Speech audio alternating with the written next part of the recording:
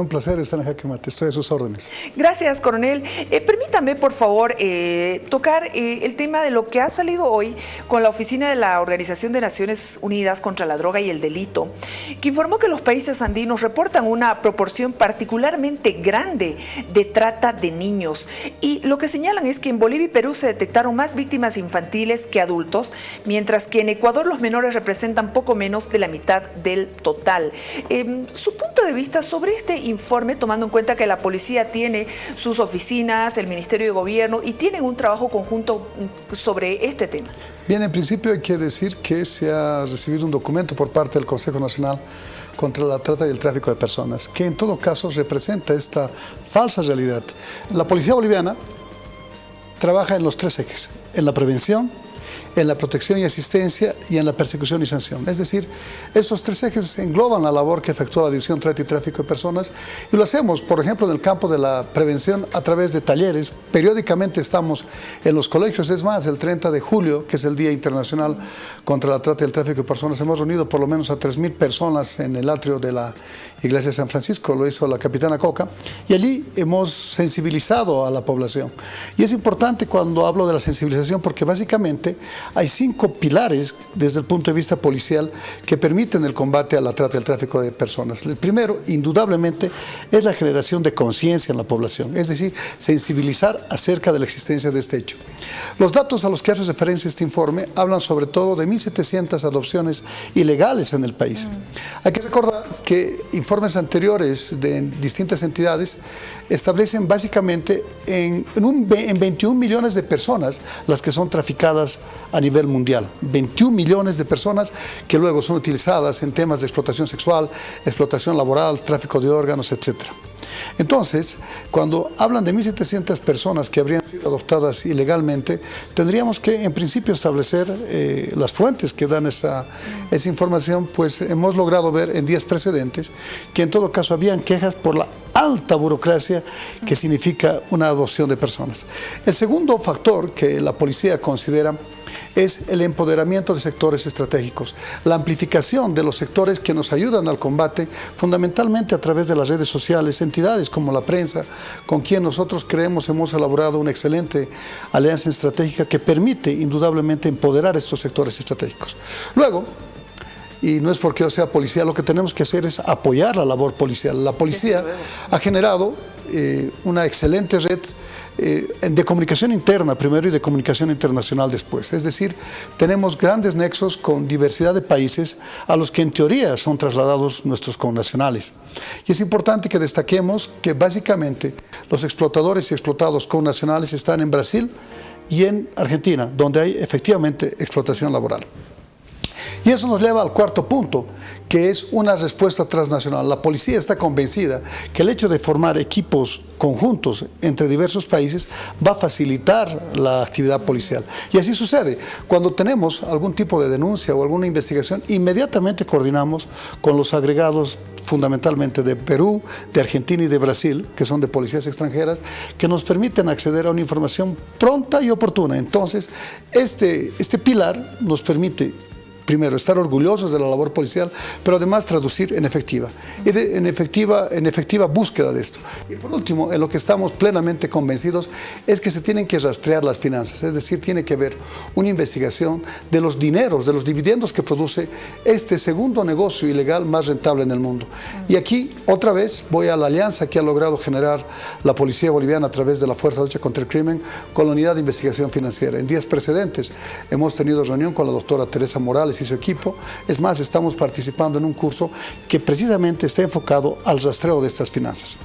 En cuanto al segundo eje, que es la protección y asistencia, la policía boliviana considera que las alianzas generadas con ONGs como son Munasim Cuyaquita y otras que tienen la posibilidad de albergar a personas que han sido víctimas de trata y tráfico de personas, implica el cumplimiento de ese segundo eje. Y por último, la persecución y sanción. No hay caso en el país que hubiera sido descubierto o que hubiera sido denunciado y no hubiera sido descubierto. Indudablemente, esto nos lleva a las estadísticas que lamentablemente están, yo diría, amplificadas, pues cualquier hecho vinculado a una desaparición, entre comillas, fortuita de una persona, que ya sea motivada por caprichos, por desentendimientos con la familia o por alguna conducta, vamos a llamar, bueno, no sé, de diversión, son calificadas como desaparecidas. Es decir, en el pasado se ha generado esta estadística que resulta fraudulenta, y digo fraudulenta porque en verdad no reflejan los hechos como son, permiten a la policía establecer que cualquier acto ha sido combatido. Periódicamente se realizan operaciones fundamentalmente en el área vinculada, en el caso de La Paz, a la Figueroa, en la zona del 12 de octubre, en el Alto, donde entendemos que existen hechos vinculados a la trata y el tráfico de personas, como son el proxenetismo o la explotación sexual. Entonces, periódicamente, hoy mismo hemos hecho un operativo, periódicamente realizamos esto. Y realizamos, digo, no solamente estas intervenciones, sino también, sobre todo, a pornografía infantil, los casos que han sido denunciados por entidades internacionales como la Interpol o la Policía Nacional de España, han sido perseguidos oportunamente en el país, logrando una efectiva actuación policial. Por tanto, yo entiendo que no conocen la realidad del país y probablemente este informe no ha merecido un estudio riguroso. En todo caso, como director de la Fuerza de Lucha contra el Crimen, y consulté también a la capitán Coca antes de venir acá, si es que alguien habría pedido información, y no fue así. Por tanto, no nos dieron la posibilidad de expresar nuestros argumentos para rebatir ese documento. Muchas gracias. Esto es a propósito de lo que ha dicho la Oficina de la Organización de Naciones Unidas contra la Droga y el Delito, que los países andinos reportan una proporción particularmente grande de trata de niños, y hablaban de que en Bolivia y Perú se detectaron más víctimas infantiles. Sin embargo, la ONU destaca que en Bolivia se han detectado entre el 2014 y el 2017 a 170 víctimas de trata destinadas a adopciones ilegales. El coronel ya habló sobre este tema. ¿Cómo está funcionando todo el tema de redes, internet? Porque es uno de los motivos por cómo van cooptando gente para la trata. Qué buena pregunta, es cierto. Gracias por la pregunta, Jimena. En verdad, la trata y el tráfico de personas presenta tres facetas dependiendo del medio y el fin. En el caso de las facetas hablamos de la captación, el transporte y la explotación. Y la captación es de dos formas. Primero, a través del engaño y a través de la violencia. Cuando hablo de la violencia me refiero a raptar a una persona, a secuestrarla, que son formas de captar a las personas. Pero cuando hablo del engaño me refiero indudablemente, como bien lo ha dicho usted, al uso de las redes o de la publicidad engañosa, que a través del ofrecimiento de mejores condiciones de vida, de mejores sueldos, de innecesidad de experiencia, etcétera, han captado gente. Es evidente que esta es una forma de captación, pero nosotros hemos generado en la división cibercrimen y obviamente en la propia división trata y tráfico mecanismos que permiten combatir esto. De hecho, tenemos vasta experiencia y estamos orgullosos de ella, de haber detectado, por ejemplo, redes de proxenetismo o de captación de personas que luego son destinadas a la explotación sexual, de menores, de colegialas, etc. Entonces, creemos nosotros que la labor de las redes es altamente importante porque no solamente permite la prevención, sino también amplificar la búsqueda de estas personas. En muchas circunstancias, las redes nos sirven no solamente para establecer un mecanismo de búsqueda, sino sobre todo para conocer el perfil de quien consideramos está desaparecida. A través de la publicación en las redes, la policía puede entender el perfil de esta persona, es decir, qué habría sido la circunstancia que ha motivado su desaparición. Y es importante que establezcamos que existen tres grandes áreas de investigación cuando hablamos de la desaparición de personas. La primera es esta doble dualidad que tienen las víctimas, que también son testigos. Me refiero al círculo más cercano, a los familiares, a los compañeros de trabajo, a las amistades. Un segundo círculo que está vinculado a las actividades financieras, comerciales o laborales. Y un tercer círculo, que es el de las redes sociales, yo diría el mundo virtual, que permite a la policía acopiar datos y a partir de este acopio de datos generar inteligencia que permita el rescate de las víctimas. ¿Siguen siendo niños, mujeres las principales víctimas en estos temas? Indudablemente, Jimena. Y son mujeres porque yo diría existe la posibilidad de aprovechar su situación de vulnerabilidad, ¿no? Las mujeres siempre han sido el objetivo de esto, lo que no quiere decir que sean solamente ellas los objetivos de estas organizaciones criminales. Sin embargo, las mujeres tienen que merecer una especial atención. Usted habla de las redes sociales y también nos habla de que es una forma de captación, y creo que allí los padres jugamos un rol muy importante en advertir a nuestros hijos que estos son mecanismos engañosos para captarlos, mecanismos engañosos para inducirlos a una vida que en verdad no es la que se desea. Creo que el factor fundamental, más allá de aquellas estrategias que plantea la policía, está la comunicación entre padres e hijos y sobre todo impedir que los niños vayan con una pantalla a la cama. Cuando te digo que vayan con una pantalla a la cama, Jimena, quiero decirte que en el momento en que los padres perdemos ese control parental, es en el momento, estadísticamente está probado, en que personas ajenas abusan de la buena fe de nuestros niños. Cuando vemos algo así, alguna situación irregular, antes de esperar que pase algo malo, podemos acudir a la dirección del cibercrimen, denunciar ciertas cuentas, cómo están hostigando a nuestros hijos. Claro que sí, y esperamos que lo hagan. ¿Cuál es el mecanismo? Primero que en el caso de la trata y el tráfico de personas, la división cibercrimen coadyuva en las labores de la propia división trata y tráfico que tiene su propio patrullaje cibernético. Usted me pregunta cuál es el mecanismo. Nosotros les pedimos que nos llamen al 228-5384 o de lo contrario, vengan hasta las dependencias de la policía. Allí gustosos recibiremos esta denuncia, esta información y en el marco de la total discreción, juntos perseguiremos a ese delincuente. Coronel, hubo un caso muy delicado con un joven, Cristian, que él al ser youtuber denunció que su desaparición, se hizo un gran despliegue de la policía, finalmente no era el caso y obviamente este tipo de situaciones, además de distraer la atención de la policía, de ustedes que pueden estar detrás de un hecho real donde las primeras 24 horas son fundamentales, ¿qué ocurre con este tipo de casos? ¿Se dan frecuentemente? Bien, lo que sí se da frecuente es el hecho de que algunas personas que por razones voluntarias han abandonado su hogar les dicen a sus padres que fueron víctimas de secuestro o de trata de tráfico de personas. Razones de orden sentimental, sobre todo, que han motivado que algunas personas se habrían trasladado de manera voluntaria o involuntaria, por ejemplo, hacia Perú. Usted me está hablando fundamentalmente de este joven que, al ser youtubers, ha generado lo que nosotros llamamos la fake news o las noticias falsas o la posverdad, que tiene como, yo diría, como paraguas aquella omisión de la verificación de la verdad. ¿Por qué se hacen este tipo de situaciones? En principio, para buscar efectos. De hecho, no es solamente este joven el que realiza esa labor, sino también hace algún tiempo hemos tenido lo que se llama el trolling, cuando se hackea una cuenta y lo que busca es generar indignación. En el caso puntual, el robo de esta información, la diseminación de esta información falsa, no solamente busca estos efectos, sino también busca, como pasa en el caso de los trolls, indignación. Pero además, no solamente que se aplican este tipo de situaciones para esos dos efectos, sino también para robar información. Y digo robar información porque sin ningún tipo de análisis compartimos estas cadenas a través del Facebook, a través del WhatsApp, sobre todo, que en todo caso, insisto, si antes existía noticia falsa, porque siempre ha existido y estaba, yo diría, reservada a medios de comunicación, hoy día se ha añadido la inmediatez. Es decir, de manera más fluida, usted es periodista, de manera más fluida, sin ningún tipo de análisis, se comparte esta información. Y yo creo que para evitar esto lo que tenemos que hacer es precisamente validar esta información. ¿Y cómo se la valida?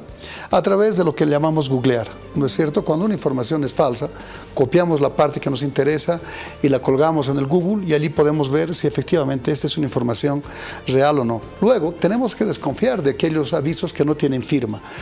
Al decir no tienen firma, es que, como en el caso del que usted está haciendo referencia, efectivamente se adolecía de las formalidades necesarias que la policía tiene en el caso de distribución de estos panfletos de información, es decir, el sello, los datos de identidad que permitan una adecuada búsqueda. Desde luego que lo que tenemos que hacer en estas circunstancias, por tanto, es acudir a los medios oficiales. Si usted desconfía de la desaparición de una persona o de un aviso, acuda a la página de la trata y tráfico de personas que tiene la policía boliviana y allá va a tener la veracidad acerca de esto. Pero no solamente es la policía la que comparte esta información, hay varias ONGs que también la diseminan, ¿no es cierto? Y nosotros por eso creemos que un combate a la trata, al tráfico de personas y a las personas desaparecidas es precisamente esta comunión en estas ONGs y la policía boliviana. Pero yo insisto, la policía boliviana es la única entidad oficialmente encargada de la diseminación de esta información. Y por último... ¿Tienen un sello específico? Claro que ¿Tienen sí. una hay un formalidad? Formato, hay un formato, pero además hay un registro. Y cuando digo registro es que existe en las oficinas de la policía boliviana a la persona que está yendo a hacer esta denuncia. ¿A quién podemos recurrir a través de lo que usted está diciendo? Me decía al comenzar esta pregunta que se ha movido, se ha perdido gente, se ha perdido tiempo en la búsqueda del señor que hubiera podido ser empleado en otras cosas? Bueno, la policía, más allá de la pérdida de tiempo, tiene un compromiso con su población. Y no es pérdida de tiempo, hemos ganado experiencia. Nos ha permitido establecer cómo es que hay gente ridícula que utiliza esto, se victimiza para la obtención de esta información. Pero no es lo lamentable la distribución del panfleto, lo lamentable es el video de este señor que inclusive exhibiendo, se mofa, ¿no? Sí, en algún momento, exhibiendo un huevo habla de valor, exhibiendo una regla de tomar medidas. Y en verdad lo que le quita esto es pues la posibilidad de generar esta red. Pero lo positivo es que genera incredulidad. La próxima vez desconfiaremos de este tipo de imágenes, ¿no es cierto? La próxima vez consultaremos y antes de compartir el texto leeremos el mensaje completo, porque en verdad se ha omitido la verificación de estos documentos. Claro, faltaba la firma oficial, la policía se activó porque esta información se viralizó y evidentemente, sin esperar la denuncia, nosotros hemos actuado de oficio. Para sentar un precedente, le escuché a la capitán Gaby Coca de que se iba a pasar a la Fiscalía este aspecto, especialmente porque obviamente se ha desplegado la policía, se han utilizado recursos y para evitar de alguna manera que otra situación se pueda dar cuando hay casos realmente que son reales de niñitos, mujeres, varones que están desaparecidos y son víctimas de algún trata y tráfico. Cierto, estamos en el acopio de todos los datos que permitan que la policía pueda fundar ante el Ministerio Público la posibilidad de ejercitar una acción penal contra este individuo. Pero también hay que recordar que el derecho penal tiene una característica y es la taxatividad. La cuestión, el delito, cualquier hecho puede parecernos aberrante, llamativo, no sé, que merece una sanción, pero si no se encuentra taxativamente expresado en la tipicidad penal, probablemente no sea delito. Entonces, efectivamente, la capitán y la División de Tráfico de Personas están elaborando un documento que permita una persecución penal a este individuo. Habrá, por tanto, que, yo diría, enmarcar esta conducta en un tipo penal para proceder a una sanción. Pero es indudable, Jimena, que no podemos perder de vista la falta de seriedad de esta noticia. Sí, la falta de seriedad de este individuo, que más allá de ser reprochable, por lo menos lacera la conciencia humana.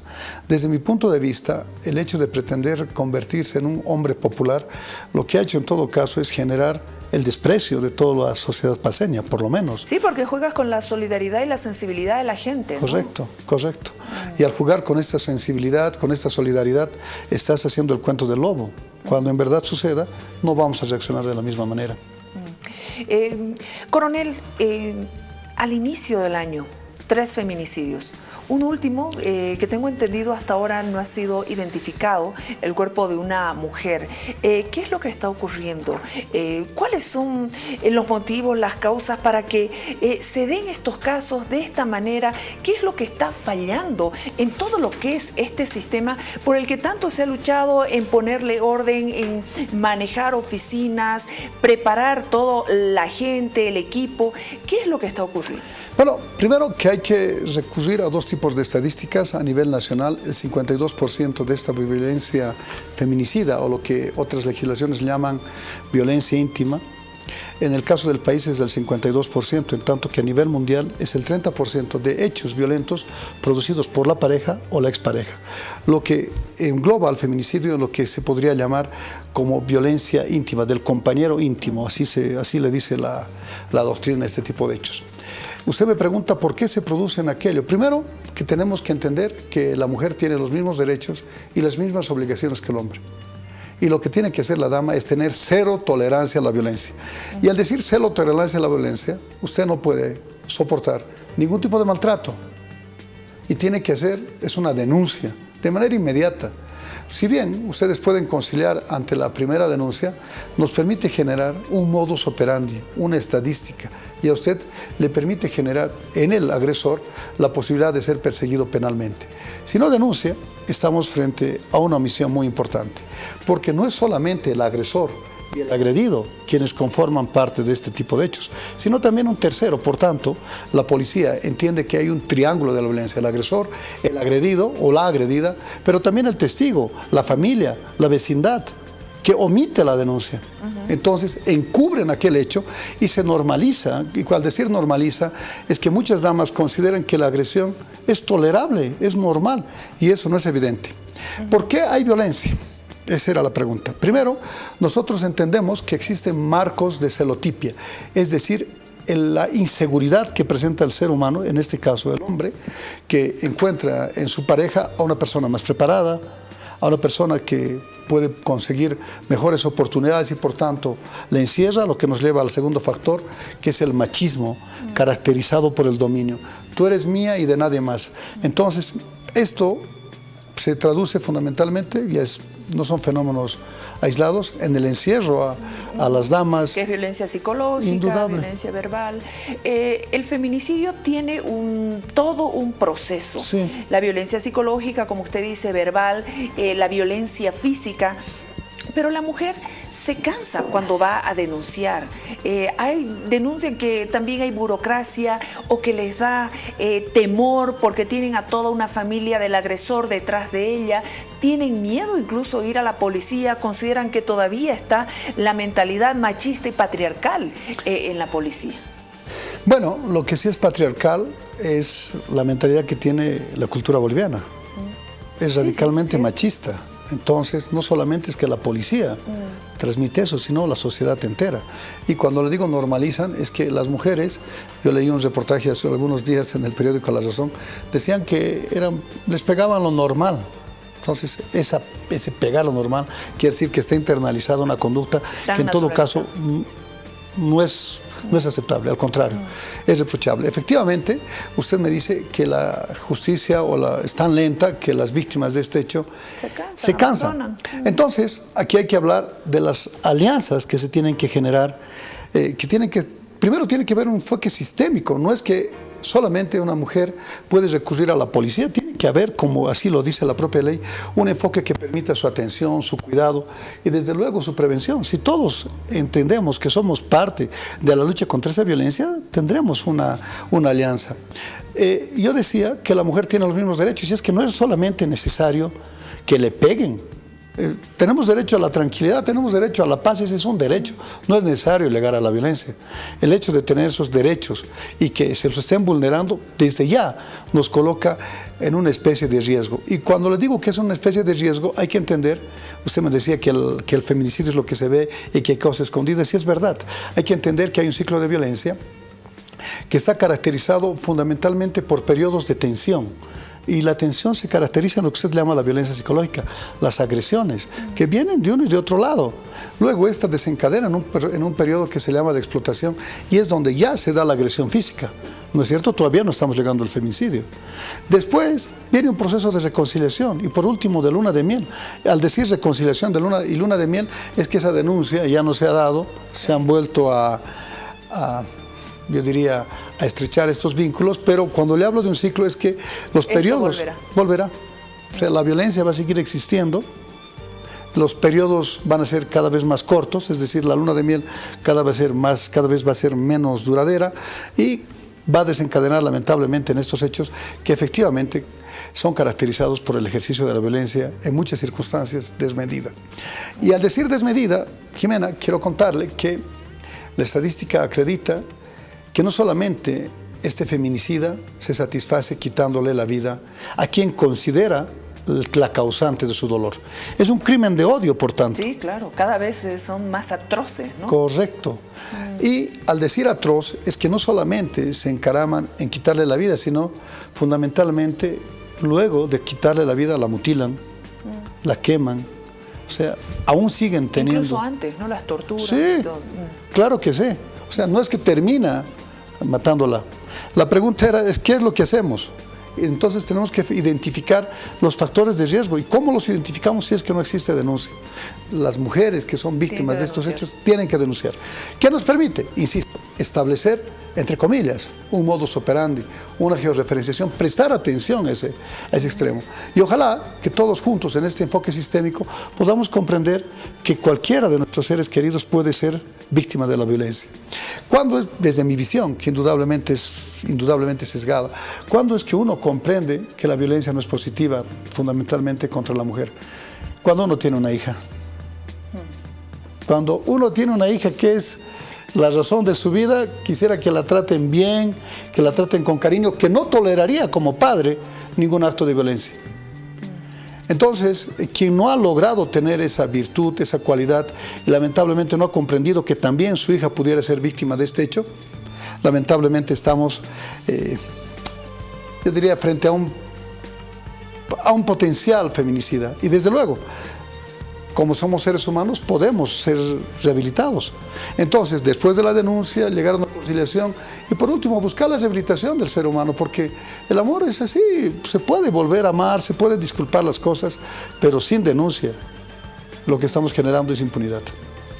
Gracias, coronel. Le agradezco mucho, ha sido un placer poder entrevistarlo, poder conversar con usted. Me quedo con el tolerancia cero. Tolerancia cero. Gracias, coronel. Usted ha sido muy amable. Un abrazo a Televisión Universitaria. Muchísimas gracias. Buen año. Para usted también. Gracias. Vámonos en este momento a la